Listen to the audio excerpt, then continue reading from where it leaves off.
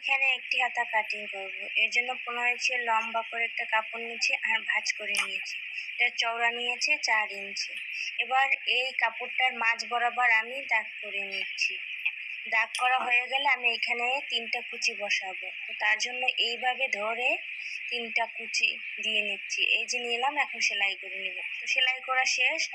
এবার সাইড দিয়ে আমি এইভাবে ভাঁজ করে এর উপরে সেলাই বসিয়ে নিব পুরোটা।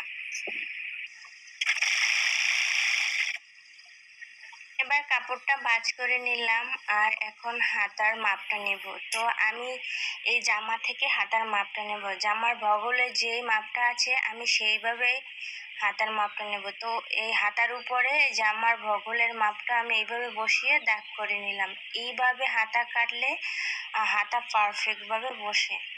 তো দেখতেই পাচ্ছেন, এইভাবে ছোট কিংবা বড় সবার হাতা এইভাবে যদি কাটিং করা হয় তো অনেক সুন্দরভাবে পারফেক্টভাবে বসবে। এরপর এই সাইড থেকে আমি সেলাই বসিয়ে নিচ্ছি। তো এই হাতাটা আমি কমপ্লিট করে নিয়েছি। এখন আমি জামায় বসাবো। তো জামার কাপড়টা আমি উল্টো সাইডে রেখেছি আর হাতার কাপড়টা আমি উল্টো রেখে সোজা রেখে তারপর ভিতরে এইভাবে ফাঁকা অংশে ভরে নিলাম। এরপরে এইখান থেকে আমি সেলাই বসিয়ে নিব। তো এইভাবে হাতা সেলাই করা যায় কিংবা একই সাথে বডির সাথেও সেলাই করা যায়, যেটা ভালো মনে হয় সেটাই করা যায়।